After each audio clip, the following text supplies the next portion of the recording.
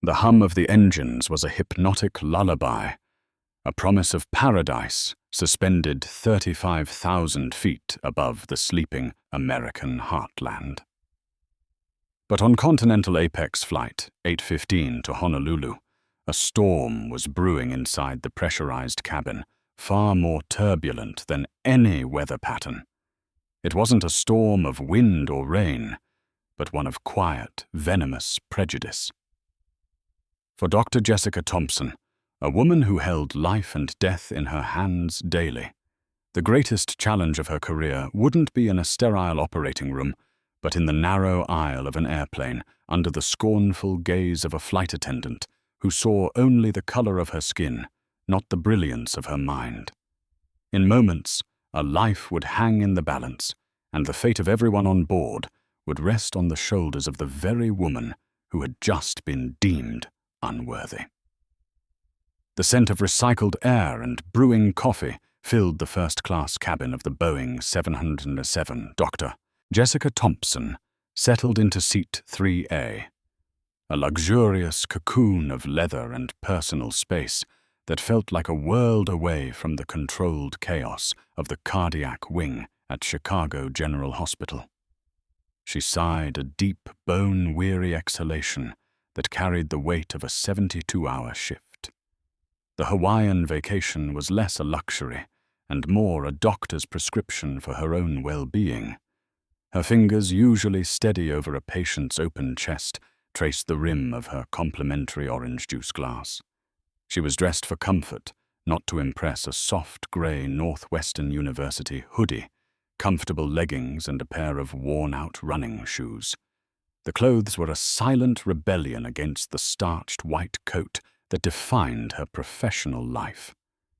Here for the next 8 hours, she was just Jessica, a woman in desperate need of sun sand and the blissful anonymity of being a tourist. The cabin buzzed with the low murmur of pre-flight anticipation. Businessmen in crisp suits typed furiously on their laptops, squeezing in the last few moments of productivity. A honeymooning couple whispered excitedly, their hands intertwined. Jessica watched them with a faint, weary smile. It was a tableau of ordinary life, a comforting reminder that the world continued to turn, even when hers felt like a relentless cycle of emergencies and exhaustion. Her gaze drifted to the flight attendants, preparing the cabin for departure. They moved with a practiced, almost balletic efficiency. One of them, a woman in her late 50s, with a severe blonde bob and a name tag that read Karen, seemed to command the aisle with an air of unshakable authority. Karen Miller was a senior purser, a veteran of the skies, with 30 years of service pinned to her lapel like a military decoration. She saw the cabin not as a space for passengers, but as her domain, a kingdom she ruled with a sharp eye and an even sharper tongue. Her smile, when she offered it, didn't quite reach her cold, assessing blue eyes. She moved through the cabin, her posture ramrod straight, her expression a carefully maintained mask of professional pleasantry that barely concealed a simmering impatience. As Jessica settled in, pulling a thick medical journal from her carry-on, she noticed Karen's gaze linger on her for a moment, too long. It was a fleeting glance, but it was laden with something Jessica couldn't quite decipher. A flicker of surprise, perhaps. Or was it disapproval? Jessica was used to being an anomaly in certain spaces. A black woman, and a young one at that, in the upper echelons of a competitive surgical field, was still a sight that gave some people pause. She had learned to ignore the subtle slights, the surprise in people's eyes, when she introduced herself as Dr. Thompson, the chief of cardiothoracic surgery. She chose to believe it was simple curiosity, not malice. "Ma'am," a crisp voice cut through her thoughts. Jessica looked up. It was Karen standing beside her seat, holding a passenger manifest on a tablet. "Can I see your boarding pass again, please?"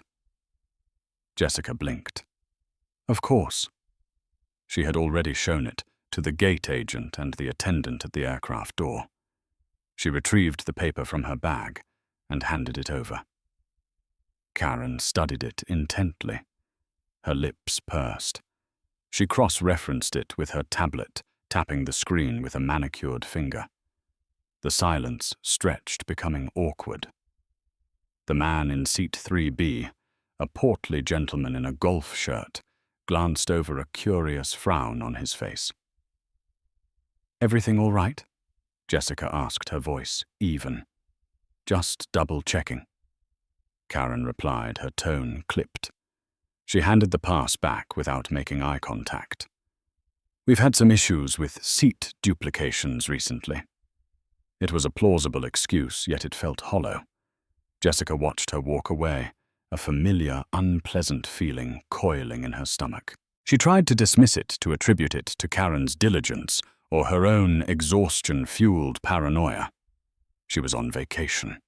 She refused to let anything spoil it. The captain's voice, a deep, reassuring baritone, crackled over the PA system, announcing their flight time and cruising altitude. The safety demonstration video played the smiling faces on the screen, a stark contrast to the stony expression of the senior purser. As the plane taxied onto the runway, Jessica leaned her head against the cool glass of the window, watching the ground crew shrink into tiny figures. The roar of the engines built to a crescendo, and with a powerful surge of thrust, Flight 8 from Fahin lifted off the ground, leaving the grey sprawl of Chicago behind.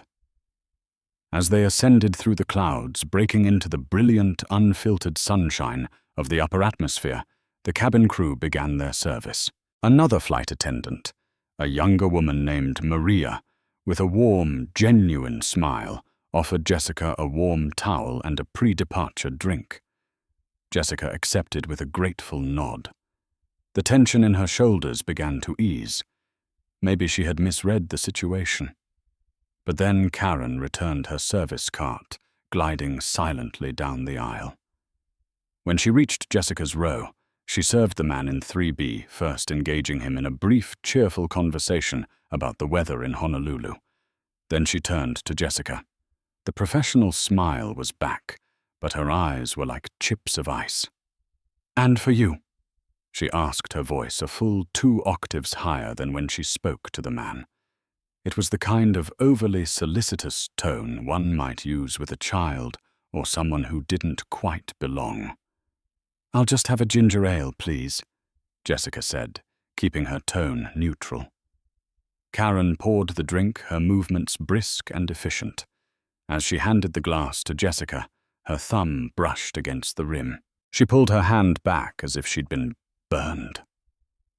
A look of faint disgust flashing across her face before being quickly masked. It was another small, almost imperceptible gesture, but it landed like a physical blow. The message was clear. You are not welcome here. You are an intrusion. Jessica took a slow sip of her drink, the bubbles fizzing on her tongue. The medical journal lay open in her lap, its dense text and complex diagrams a comforting shield. She had built her entire life on facts, on evidence, on the irrefutable logic of science. She had dissected the human heart, held it beating in her hands, and stitched it back together. She had stared down death and won. She would not be undone by the petty prejudices of a flight attendant. She turned the page, immersing herself in an article on mitral valve prolapse, determined to create her own calm before the inevitable storm. The hum of the engines was no longer a lullaby. It was the sound of a clock ticking down to a crisis she could never have anticipated. The flight continued its smooth westward arc across the sky. Lunch was served, a surprisingly palatable grilled salmon for first class. Jessica ate quietly, focusing on the movie playing on her screen, a mindless comedy that required zero emotional or intellectual investment. It was the perfect escape. Yet she couldn't completely shake the feeling of being watched, of being judged. Every time Karen passed down the aisle, Jessica could feel her eyes on her. It was a heavy, oppressive scrutiny. The man in 3B, a friendly real estate developer named George, struck up a conversation. He was on his way to a conference, a working vacation, he called it with a chuckle. "And you?" he asked, gesturing with his fork. "Business or pleasure?" "Pleasure," Jessica replied, offering a small smile. "Definitely pleasure. I'm a doctor. I haven't had a real vacation in 3 years. George's eyebrows shot up. "A doctor? Wow, that's impressive. What's your specialty?" "I'm a heart surgeon," she said simply. "No kidding," he boomed, clearly impressed. "A heart surgeon. You look so young. That's fantastic. We're in good hands if anything happens then." He laughed heartily. From the corner of her eye, Jessica saw Karen pause by the galley curtain, her posture stiffening. She had overheard. Jessica felt a prickle of annoyance. Her profession was a source of pride, but it was also at times a burden. It invited a certain kind of attention, and today it felt like it was attracting the wrong kind. An hour later, Jessica decided to stretch her legs. She made her way towards the lavatory at the front of the cabin. Karen was in the galley, meticulously polishing silverware, her back to the aisle. As Jessica passed, Karen turned, and a forced, saccharine smile stretched across her face. "Everything to your satisfaction, ma'am?" she asked. The ma'am was laced with a cloying sweetness that felt more like an insult than a courtesy. "Yes, thank you. Everything's fine," Jessica replied, her voice polite but cool. She waited for the lavatory to become free. When she came out, Karen was still there now, arranging miniature bottles of liquor in a drawer. She didn't look up, but she spoke, her voice low and conspiratorial, as if sharing a piece of gossip. "You know," Karen began, her hands still busy. "It's amazing who ends up in first class these days. The airline has all these new upgrade programs, partnerships with credit cards, employee buddy passes. It really dilutes the experience, you know." She finally looked up, her eyes meeting Jessica's in the small galley mirror. "It's not as exclusive as it used to be." The implication was as sharp and sterile as a scalpel. Jessica felt a hot flush of anger rise in her cheeks. The hoodie, the leggings, her skin color. It all coalesced in Karen's mind into a single dismissive narrative. This woman did not pay for her seat. This woman did not belong. Jessica leaned against the bulkhead, crossing her arms. She refused to be intimidated. She met Karen's gaze directly, her voice dropping to a quiet, firm register. "I'm sure it is, but you shouldn't worry about me. I paid full fare, with money I earned." A flicker of surprise crossed Karen's face, quickly replaced by a defensive sneer. "Well, of course. I wasn't implying." "Weren't you?" Jessica pressed her patience wearing thin. "It sounded an awful lot like you were." Karen straightened up her professional mask, slipping to reveal the ugliness beneath. Her voice dripped with condescension. "I was just making an observation about the airline's policies. Some people are so sensitive." She turned her back on Jessica, a clear act of dismissal, and began counting napkins with exaggerated focus. The insult, though veiled in corporate jargon and faux pleasantry, had been delivered. It was a calculated move designed to put Jessica in her place, to remind her that in Karen's small airborne kingdom, she was an outsider. Jessica stood there for a moment, her fists clenched at her sides. She could make a scene. She could demand to speak to the captain. She could file a formal complaint. Her mind, trained to assess and react, ran through the options. But the exhaustion was a heavy blanket. A confrontation would solve nothing. It would only escalate the tension and ruin the first day of her much-needed rest. She returned to her seat, her heart pounding with a frustration she hadn't felt in years. She had faced down racist patients, skeptical colleagues, and dismissive attendings throughout her career. She had developed a thick skin. But there was something about the enclosed space of the airplane, the utter powerlessness of being a passenger, that made this feel different, more insidious. She picked up her journal again, but the words swam before her eyes.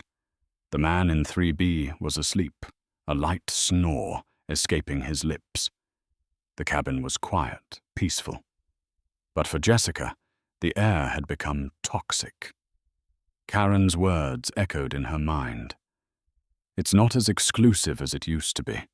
The casual cruelty of it, the assumption of her inferiority, was breathtaking. Later, as the crew prepared for the mid-flight beverage service, Jessica heard Karen talking to Maria in the galley. The curtain wasn't fully closed, and Karen's voice, sharp and carrying, cut through the engine's drone. "Says she's a heart surgeon," Karen scoffed. Jessica could practically hear the eye roll. "Right. Probably a nurse or maybe one of those online doctorates. She looks barely old enough to be out of college. People will say anything to sound important."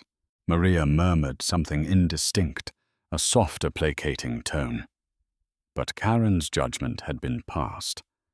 In her mind, the narrative was set. Dr. Jessica Thompson, a leader in her field, a woman who had spent over a decade in grueling training to save lives, had been reduced to a liar, an unqualified pretender who had somehow lucked her way into seat 3A. The calm was officially over. The storm had arrived. The aircraft was somewhere over the Pacific Ocean, a tiny speck of humanity, suspended between an endless blue sky and an equally endless blue sea. The halfway point of the journey had passed. Most passengers were lulled into a state of drowsy contentment by the altitude and the dull roar of the engines. Some watched movies, their faces illuminated by the pale glow of their screens. Others slept their heads lolling at awkward angles. The rhythm of the flight was placid, predictable. Jessica had managed to push Karen's venomous words to the back of her mind, finding refuge in a deep, if troubled, sleep. She was dreaming of the ocean of waves washing away the stress of the hospital when a sudden commotion jolted her awake. It started with a choked gasp, followed by a clatter of silverware hitting the floor. Jessica's eyes snapped open. Her senses, honed by years of emergency room chaos, were instantly on high alert. A few rows behind her in the premium economy cabin, just beyond the first-class curtain, a woman screamed. "Henry! Oh my God! Henry, what's wrong?" Heads turned. The low hum of the cabin was shattered by rising panic. Flight attendants, including Maria and another attendant named Tom, rushed toward the source of the commotion. Jessica was already unbuckling her seatbelt, her medical instincts overriding her passenger status. She stood up and looked over the seats. She could see a man, elderly perhaps, in his late 70s, slumped in his aisle seat. His face was a ghastly shade of grey, beaded with sweat. His eyes were wide with terror, and his left hand was clenched tightly over the center of his chest. His wife, a frantic woman with white hair, was trying to talk to him, her voice trembling. "He can't breathe," she cried out to the approaching flight attendants. "He says his chest hurts." Classic signs, unmistakable. Myocardial infarction, a heart attack. Jessica's mind went into clinical mode, shutting out the surrounding panic. Location, symptoms, patient demographics. The data points clicked into place with chilling speed. Karen Miller emerged from the forward galley, her face a mask of controlled authority. She moved with a purpose that bordered on aggression, parting the small crowd of concerned passengers that had started to form in the aisle. "Everyone, please return to your seats," she commanded, her voice sharp. "Give us some room to work." She knelt beside the stricken man, whose name was apparently Henry. Sir, can you hear me?" My name is Karen. I'm the purser on this flight. Can you tell me what's happening? Henry could only gasp, his breathing shallow and ragged. He pointed a trembling finger to his chest. Pain. Arm, he wheezed. The radiating pain down the arm was another textbook symptom. This was bad. They were hours from the nearest major hospital. Every second counted. Tom, the other flight attendant, appeared with a first aid kit. Karen quickly took charge. Get the defibrillator and the oxygen tank now, she ordered Maria. The cabin was now fully awake, the atmosphere thick with fear and anxiety. Whispers spread like wildfire. Is he okay? What's happening? Is it a heart attack? Karen's voice cut through the noise again this time, addressing the entire aircraft via the PA system from a cabin handset. Her voice was steady but laced with an urgency that betrayed the gravity of the situation. Ladies and gentlemen, we have a medical situation on board. Your attention, please. Is there a medical professional on the flight? If there is a doctor, a nurse, or a paramedic on board, please identify yourself to a member of the flight crew immediately. She repeated the message. The man in seat 3B, George, who was now wide awake, turned to Jessica. His eyes were wide. That's you, he whispered, his voice awed. They need you. Jessica was already moving. She stepped into the aisle, her heart pounding a steady, familiar rhythm against her ribs. This was her world. This was what she was trained for. The location was unconventional. The resources were limited, but the mission was the same: save a life. She approached the scene where Karen was now trying to loosen the man's shirt collar. I'm a doctor, Jessica said, her voice clear and calm, cutting through the panicked chatter. Karen looked up from her position on the floor. Her eyes clouded with the stress of the emergency scanned Jessica from head to toe. She took in the university hoodie, the leggings, the running shoes, and then her gaze hardened. The flicker of recognition in her eyes was not one of relief, but of profound, unadulterated disbelief. The emergency did not erase her prejudice. It magnified it. I'm a doctor, Jessica repeated more firmly this time. I'm a cardiothoracic surgeon. Let me help him. The crisis at 35,000 feet had just found its physician, but it had also found its greatest obstacle, and she was kneeling right in front of her. A tense, surreal silence fell over the small, crowded space around seat 12C. The distressed gasps of the passenger Henry were the only sounds punctuating the standoff. Karen Miller stared up at Jessica, her face a mixture of shock and undisguised skepticism. For a fraction of a second, Jessica saw a flicker of desperation in the flight attendant's eyes, a silent plea for this to be a solution. But it was instantly extinguished, smothered by a lifetime of ingrained prejudice. A surgeon. Karen repeated the word as if it were a foreign and highly suspect term. Her eyes narrowed. I need to see some identification, some proof. The request, while technically within protocol, was delivered with a tone of accusation. It wasn't a question. It was a challenge. Of course, Jessica replied, her own voice tight with a blend of professional calm and rising fury. She reached into the small crossbody bag she still wore and pulled out her wallet. She flipped it open to her hospital ID, Dr. Jessica Thompson, Chief of Cardiothoracic Surgery, Chicago General Hospital, and her state medical license. She held it out for Karen to see. Karen barely glanced at them. These can be faked, she snapped, her voice low and sharp. The accusation hung in the air, thick and poisonous. We can't just let anyone claiming to be a doctor interfere. It's a massive liability. Henry let out a pained groan, his face contorting. His wife sobbed beside him. Please, she begged, looking from Karen to Jessica. "Help him. Do something." "Ma'am, we have the situation under control," Karen said, turning her attention back to the suffering man, effectively dismissing Jessica. "We're following our training."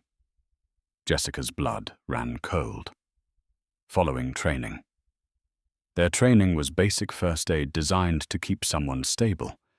This man was in the middle of a major cardiac event. He needed expert intervention, and he needed it 10 seconds ago. The window to prevent irreversible heart muscle damage was closing with every beat of his failing heart. "You don't have this under control." Jessica's voice was like steel. It cut through Karen's flimsy facade of authority and made both Maria and Tom, who had just returned with the oxygen and defibrillator, freeze in their tracks. "That man is having a ST elevation myocardial infarction. Look at his jugular venous distension and the pallor of his skin. He's going into cardiogenic shock. Your training is not going to save him. I can." The clinical terminology, the sheer confidence in her diagnosis, seemed to momentarily stun Karen into silence. But she recovered quickly, her bigotry a more powerful force than reason. "I don't know what any of that means," she retorted, her voice rising. "And frankly, you don't look like any surgeon I've ever seen." The insult was finally laid bare, stripped of its veils and subtleties. "You don't look like a surgeon. Because surgeons weren't young. Because surgeons weren't women. Because surgeons weren't black." "What exactly does a surgeon look like?" Jessica shot back, her voice dangerously quiet. Before Karen could answer the co-pilot, a man named Frank Morrison appeared from the cockpit, alerted to the crisis. "What's the situation, Karen? We have a passenger with chest pains," Karen reported, standing up to meet him, positioning herself between Jessica and the cockpit door. "This person," she gestured contemptuously towards Jessica, "is claiming to be a doctor, but she can't provide credentials." "That's a lie," Jessica said, stepping forward. "I showed her my hospital ID and my medical license. My name is Dr. Jessica Thompson. I am a heart surgeon at Chicago General. You can call the hospital to verify, but you don't have time for that. This man needs medical attention right now, or he will die on this airplane." Frank, the co-pilot, looked from Karen's rigid, hostile face to Jessica's intense, commanding one. He saw the credentials still in her hand. He was a pilot, a man trained to make rapid, life-or-death decisions based on the available data. He saw a passenger in clear distress, a flight attendant creating a bottleneck, and a woman speaking with the unmistakable authority of an expert. "Karen," he said, his voice firm. "Let her help." Karen's face crumpled in fury. To be overruled and in front of passengers was the ultimate humiliation. "Frank, our protocol is clear." "Protocol also says we utilize any qualified medical professionals on board," Frank interrupted. "And right now, she's the only one we've got. The captain agrees. We're diverting to Denver, but that's still over an hour away. Let her work. That's an order." He looked at Jessica. "Doctor, we're at your disposal. What do you need?" The shift in power was instantaneous and absolute. Karen's face was a thundercloud of repressed rage her authority usurped. She was forced to step aside, her body rigid with indignation. Jessica didn't waste a second gloating. She was already kneeling beside Henry, her focus entirely on the patient. The title of her story had been written in that moment. She was the savior, but in the eyes of the woman forced to assist her, she would forever be unqualified. The irony was as bitter as bile. She had to save this man's life, and she had to do it with her biggest detractor as her unwilling assistant. "I need the medical kit, the defibrillator, and the oxygen. Now," Jessica commanded, her voice leaving no room for argument. Her attention was solely on Henry. She gently placed 2 fingers on his neck, feeling for the carotid artery. His pulse was thready and rapid. Tachycardia. His breathing was shallow. Hypoxia. "Henry, my name is Dr. Thompson. I'm a heart doctor. I'm going to help you," she said, her voice calm and reassuring, a stark contrast to the storm of emotions she felt internally. She needed to establish trust with her patient, even if he was barely conscious. Mariah and Tom, looking relieved to have a clear leader, quickly brought the equipment. Karen stood by her arms, crossed, her expression sullen. "I need you to help," Jessica said, looking directly at Karen without malice, only a professional demand. "I need you to hold the oxygen mask over his mouth and nose, and I need you to be my second set of hands. Can you do that?" For a moment it looked as though Karen might refuse. Pride and prejudice warred on her face, but the co-pilot was still standing there, a silent observer, and the eyes of every nearby passenger were fixed on her. Trapped, she snatched the oxygen mask from Maria and knelt stiffly on the other side of Henry. Jessica worked with astonishing speed and precision. "Aspirin," she said, her hand out. "The kit should have 350 ml chewable aspirin." Tom fumbled with the medical kit, his hands shaking slightly. He found the bottle and handed it to her. "Henry, I need you to chew these," Jessica instructed, putting the tablets in his hand. "Don't swallow, just chew. It would help thin his blood and break up the clot forming in his coronary artery." Next, she attached the pads of the automated external defibrillator AED to Henry's chest, her movements swift and sure. "Don't turn it on yet," she told Tom. "It's a precaution. His rhythm could degrade at any moment." She took out the stethoscope and blood pressure cuff from the kit. The aisle was cramped, the lighting was dim, and the constant vibration of the plane made it difficult, but she managed to get a reading. "Blood pressure is 80/50. It's dangerously low. He's in shock." She looked at Henry's wife, whose name she learned was Eleanor. "Eleanor does. Henry have any history of heart problems?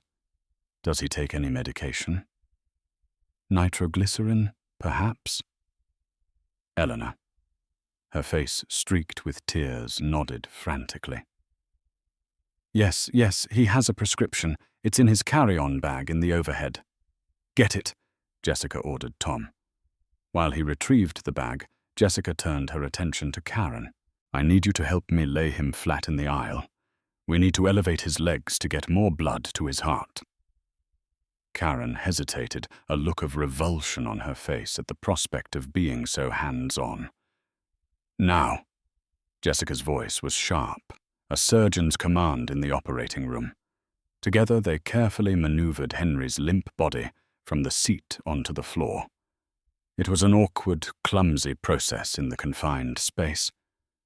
Once he was down, Jessica propped his feet up on a rollerboard bag. The change in position seemed to help slightly. The deep grey of his skin lightened a fraction. Tom returned with a small pill bottle. Nitroglycerin. "Okay, 1 tablet under his tongue," Jessica directed. The vasodilator would open up his arteries and hopefully improve blood flow to his struggling heart muscle. For the next hour, Jessica Thompson transformed the aisle of Flight 815 into a makeshift intensive care unit. She was a whirlwind of focused energy, a stark contrast to the paralyzed fear that had gripped the cabin moments before. She monitored Henry's vitals constantly, calling out blood pressure readings and oxygen saturation levels. She directed Tom and Maria with simple, clear instructions, turning them into an effective medical team. She reassured Eleanor, explaining what she was doing in simple terms, her calm demeanor a comforting anchor in the terrifying storm. And through it all, Karen was there, forced into the role of a nurse's aide. She followed Jessica's orders, her movements stiff and resentful. She held the IV bag when Jessica skillfully inserted a saline lock into a vein in Henry's arm, a feat of incredible difficulty on a moving plane. She passed instruments from the medical kit. She held the flashlight steady. With every successful procedure, with every moment, Henry remained stable. Jessica could feel Karen's silent, begrudging humiliation grow. This woman, this unqualified person in a hoodie, was performing a medical miracle in front of her very eyes, and she was an unwilling participant in her triumph. Suddenly, the AED, which had been quietly monitoring Henry's heart rhythm, blared to life. A robotic voice filled the cabin. "Shock advised. Charging. Stand clear." Henry's body had gone rigid. His eyes rolled back in his head. "He's in V-fib," Jessica shouted. Ventricular fibrillation, a chaotic, fatal heart rhythm. "Everyone stand back." She checked to make sure no one was touching Henry. Karen scrambled backwards, her face pale with shock. "Clear!" Jessica yelled, pressing the flashing orange button on the machine. Henry's body convulsed as the electric current surged through his chest. For a terrifying second there was nothing. Then a beep. A steady, regular beep from the monitor. "We have a rhythm." Jessica breathed, a wave of relief washing over her. She immediately began chest compressions, putting her entire body weight into the rhythmic pumping. "Someone time me for 2 minutes. Then we switch." The race against time was on. For the next 20 minutes, as the plane began its steep descent towards Denver. Jessica, Tom, and even George from Seat 3B took turns performing CPR, a brutal, exhausting dance of survival at 35,000 feet.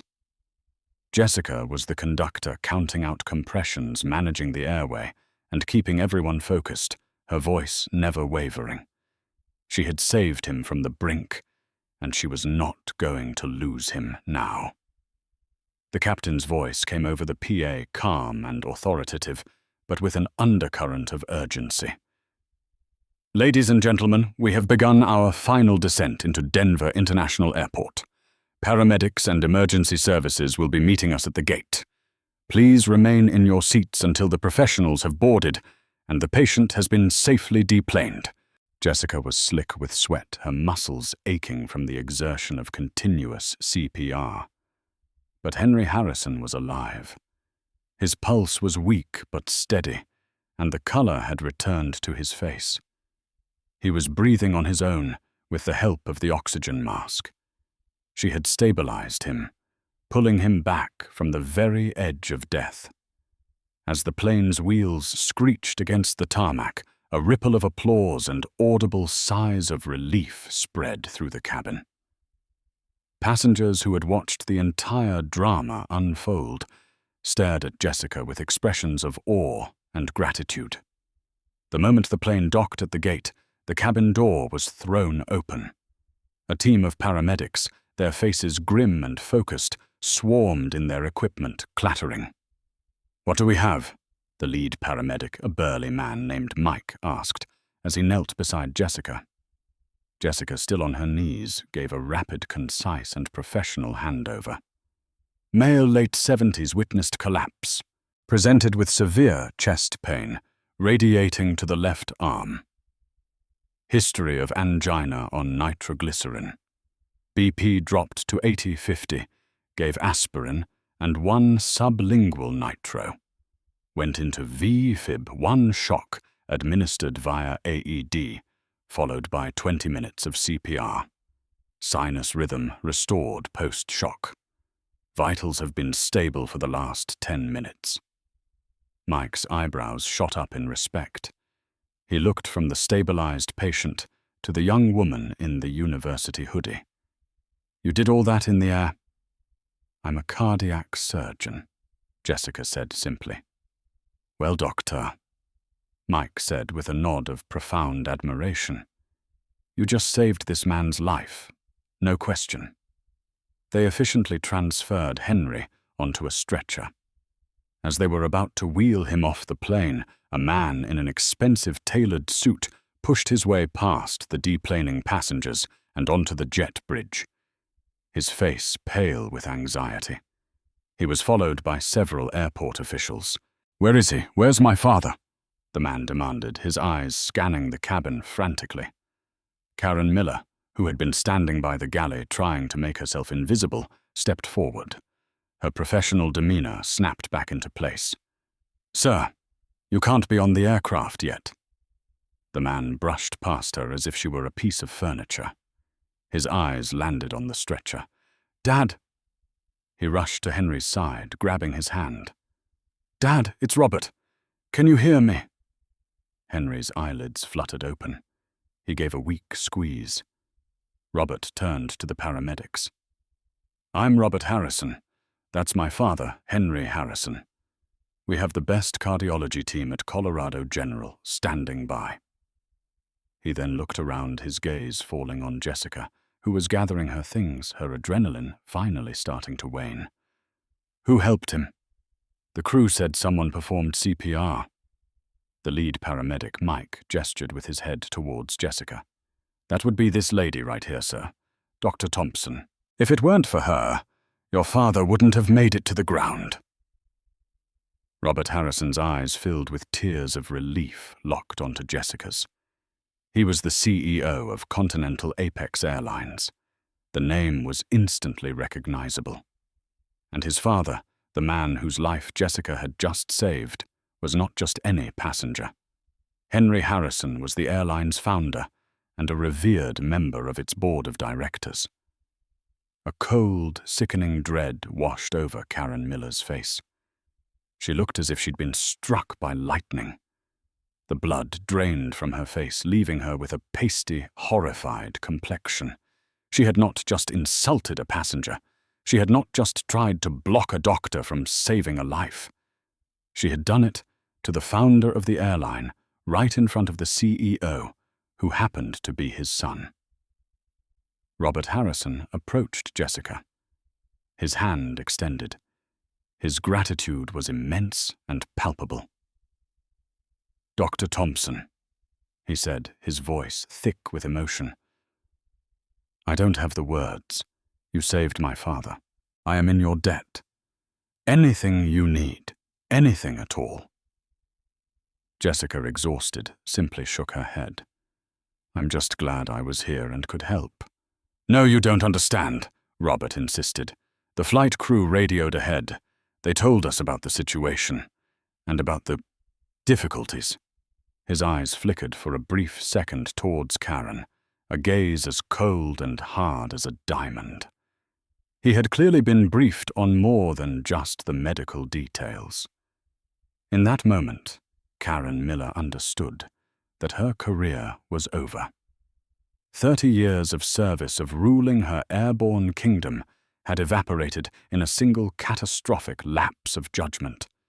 The woman she had dismissed, insulted, and deemed unqualified had not only proven her worth in the most dramatic way imaginable, but had done so by saving the one person on that plane who held Karen's entire world in the palm of his hand.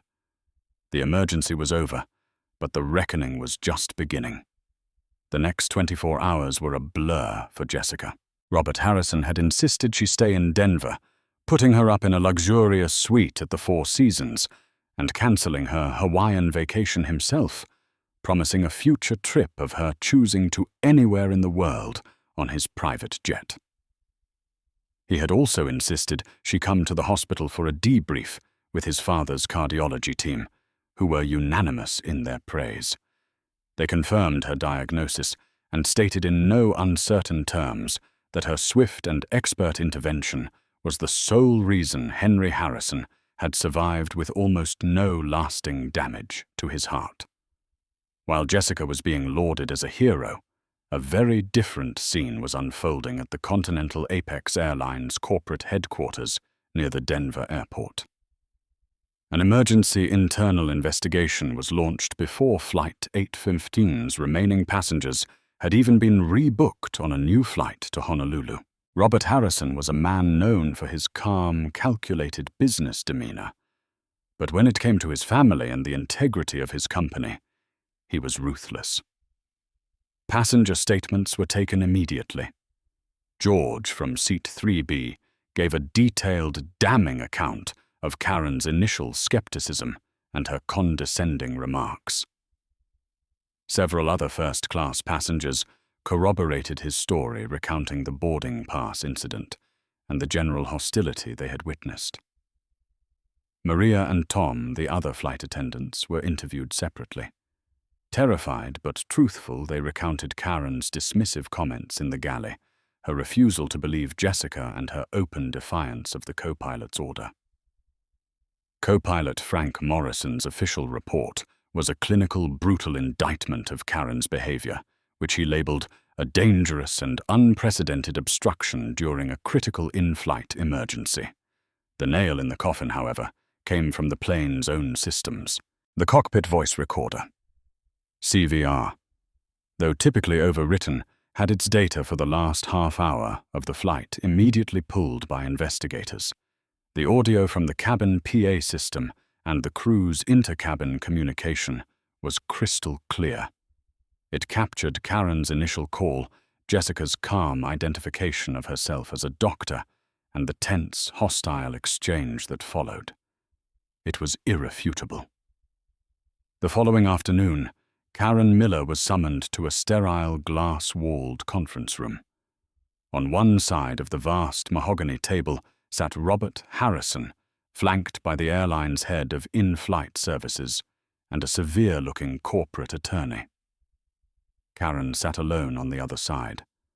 Her 30-year service pin gleamed on her uniform, a stark reminder of everything she was about to lose. "Ms. Miller," Robert began, his voice devoid of all warmth, "we have concluded our investigation into the events on Flight 815. We have spoken to passengers, your fellow crew members, and we have reviewed the official flight recorder data." He slid a tablet across the table. It was a transcript of her conversation with Jessica. Her own words, typed out in cold black letters, stared back at her. "These can be faked. You don't look like any surgeon I've ever seen." Karen's face, already pale, turned ashen. I was under stress," she stammered. "I was just trying to follow protocol to ensure the safety of the passengers." "Whose safety, Ms. Miller?" the attorney cut in, his voice sharp. "Because it seems the only person whose safety you endangered was Henry Harrison. You actively and with clear prejudice attempted to prevent a board-certified cardiothoracic surgeon from rendering life-saving aid. Your personal bias nearly cost my client's father his life." "That's not true," Karen protested, her voice cracking. "I didn't." "You judged a woman based on her age, her gender, and the color of her skin," Robert Harrison said, his voice dropping to a low, dangerous level. "You decided she was unqualified because she didn't fit your narrow, outdated stereotype of what a doctor should look like. That hoodie she was wearing. It was from Northwestern's Feinberg School of Medicine, one of the top medical schools in the country, where she also happens to be a clinical professor. The woman you called a liar holds the lives of people like my father in her hands every single day. You, on the other hand, serve coffee and enforce the seatbelt sign." The words were brutal, designed to strip away every last shred of her pride. "Continental Apex Airlines has a zero-tolerance policy for discrimination of any kind," he continued, standing up. "Your actions were not just a violation of company policy. They were a violation of basic human decency. They have exposed this company to massive liability and have tarnished our reputation. As of this moment, your employment is terminated effective immediately. You will be escorted from the building." And just like that, it was over. 30 years in the sky finished in a 3-minute meeting. There was no appeal, no severance package, only the cold, hard reality of karma. As she was escorted out, a news van was pulling up to the building. A passenger from the flight had live tweeted the entire ordeal, and the story of the heroic black doctor and the racist flight attendant had gone viral. Karen Miller's name and face were about to become symbols of modern-day prejudice. That evening, Jessica sat with Robert Harrison in his father's private hospital room. Henry was sitting up in bed, looking tired but remarkably well. He held Jessica's hand, his grip surprisingly strong. "Thank you," the old man whispered. His eyes filled with a sincere, profound gratitude that brought tears to Jessica's own. "You are an angel." Robert explained what had transpired with Karen, not with any sense of glee, but with a somber finality. He also informed Jessica that the airline was making a $2 million donation in her name to a foundation she had co-founded, which provided scholarships for minority students pursuing careers in medicine. "It's the least we can do," Robert said. "We have to do better. Your experience has forced a company-wide review of our diversity and inclusion training. What you endured will, I promise you, be a catalyst for change." As Jessica flew home the next day in first class on a ticket for life, she reflected on the whirlwind of events. The anger and humiliation she had felt were still there, but they were now overshadowed by a sense of vindication. It was a harsh and ugly reminder that prejudice still existed lurking beneath the surface of polite society. But it was also a powerful testament to the triumph of skill, professionalism, and grace under pressure. She hadn't asked to be a hero. She had simply been a doctor. And in the end, that was more than enough. The karma that had hit Karen Miller wasn't mystical or magical. It was simple, direct, and devastatingly real, a direct consequence of her own ugly beliefs delivered back to her in the coldest, most public way imaginable. 1 year later, the sterile scent of recycled air on an airplane was no longer a source of tension for Dr. Jessica Thompson. It was instead a reminder. She sat not in the plush leather of first class, but on a temporary stage in a vast convention hall in Atlanta, the keynote speaker for the National Association of Minority Medical Professionals. The applause that followed her introduction was a thunderous wave of support from 1,000 faces who knew her story, who had seen parts of their own struggles reflected in her viral moment of crisis and vindication. The past year had reshaped her life in ways she never anticipated. The $2 million donation from Continental Apex had supercharged her foundation, allowing them to fund the entire medical school education for a dozen brilliant underprivileged students, the first class of Thompson Scholars. Her clinic hours were still punishing her surgical schedule, still demanding.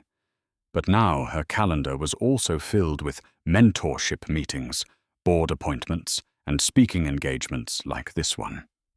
She had been given a platform, and she had chosen to use it not to dwell on the ugliness of that day, but to build a ladder for those coming up behind her. Her friendship with Robert Harrison had solidified into a powerful alliance. He had been true to his word. The Apex Inclusivity Initiative was now a mandatory, rigorous training program for all 15,000 of the airline's cabin crew members. Its centerpiece was a simulation based on Flight 815.